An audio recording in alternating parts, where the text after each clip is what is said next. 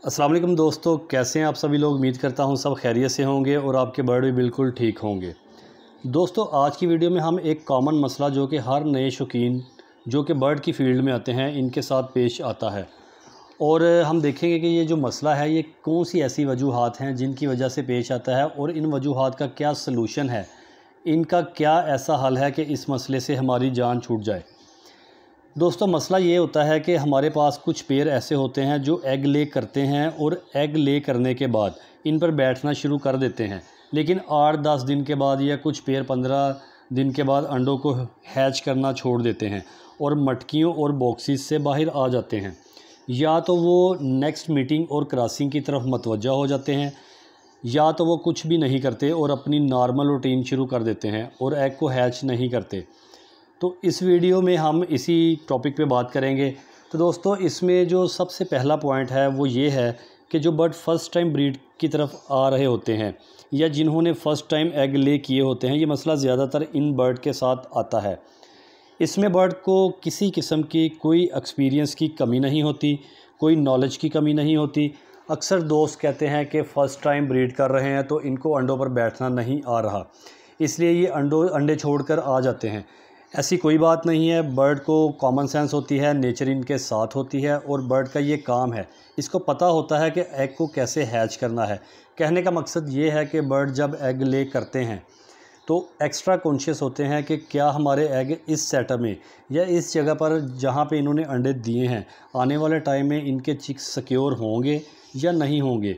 और इसमें आपकी जो इंटरफेरेंस है ये भी बहुत ज़्यादा मैटर करती है, क्योंकि जब पेयर फर्स्ट टाइम ब्रीड कर रहा होता है तो आपको इससे बहुत सारी एक्सपेक्टेशंस होती हैं और थोड़ा तजस्सुस होता है कि बर्ड ने कितने अंडे दिए हैं, इसमें से कितने फर्टाइल किए हैं।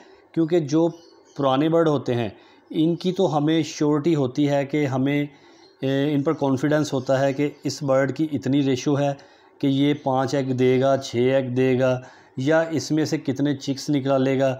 और जो पहली बार बर्ड ब्रीड कर रहे होते हैं इन पर हमारा कॉन्फिडेंस थोड़ा कम होता है और आप बार बार इनके शेड में जाते हैं और इनके बॉक्स और मटकियों को बार बार देखते हैं और एग को उठा कर टॉर्च लगा कर देखते हैं तो कि ये फर्टाइल है या नहीं। तो जब हम बार बार इनको चेक करेंगे और इनके एग्स को देखेंगे तो इससे पेयर स्ट्रेस में आकर अंडों से उठ जाता है और बॉक्स या मटकी से बाहर आ जाते हैं। अदरवाइज़ इसको कोई शौक़ नहीं होता या इसकी आदत नहीं होती कि ये अंडों से उठकर बाहर आ जाए। सब हमारी थोड़ी मुदाखलत की वजह से ये मसला पेश आता है। दूसरे नंबर पर जो दोस्तों मिक्स सीड है, जैसे ही ब्रीडिंग सीज़न स्टार्ट होता है हम ब्रीडिंग फार्मूलाज और मिक्स सीड में एवियन कैप्सूल, फ़िश ऑयल डालना शुरू कर देते हैं कि बर्ड बग़ैर दिन ज़ाया किए हमारे पास अंडे देना शुरू कर दे, और सीड मिक्स में गर्म सीड शामिल करना शुरू कर देते हैं। तो इन ब्रीडिंग फार्मूला का असर ये होता है कि एक बर्ड ने नेचुरल तरीके से ब्रीड की तरफ आना होता है और एक आप उसको बाय फोर्स मेडिसिन के ज़रिए ब्रीड करवा रहे होते हैं। तो ऐसे में नुकसान ये होता है कि बर्ड ब्रीड की तरफ आ जाता है और एग भी ले कर देता है, लेकिन वो कुछ दिन एग के ऊपर बैठने के बाद इसी सीड मिक्स या फार्मूले की वजह से जो आप चला रहे होते हैं इसकी वजह से वो दोबारा मीटिंग या क्रॉसिंग की तरफ आ जाता है। बर्ड दोबारा जल्दी हीट पर आ जाते हैं तो इस वजह से वो अंडों को छोड़ देते हैं। तीसरे नंबर पर जो पॉइंट है वो है डिस्टर्बेंस। अब आपका एक बहुत अच्छा पेयर है, इसकी एग रेशो भी ज़्यादा है, बहुत अच्छी हैचिंग भी करता है और बच्चे भी अच्छे पालता है। तो डिस्टर्बेंस से मिसाल ये है कि अगर आपने केज किसी ऐसी जगह पर रखा है जहां या तो बच्चों की इंटरफेरेंस ज़्यादा है, या फिर आपने जहां केज रखा है वहां आपके घर वालों का आना जाना बहुत ज़्यादा है और शोर बहुत ज़्यादा है, तो इसकी वजह से भी बर्ड स्ट्रेस में आ जाता है तो वो बॉक्स को छोड़ देता है, वो फ्रस्ट्रेट हो जाता है। तो केजेस ऐसी जगह होने चाहिए जहाँ शोर कम हो, बच्चे ज़्यादा केजेस के पास शोर ना करें, इनके केजेस को ना हिलाएं। अक्सर घरों में केजेस सेहन या गैराज वगैरह में होते हैं तो इस तरह के मसाइल का सामना वहाँ ज़रूर होता है।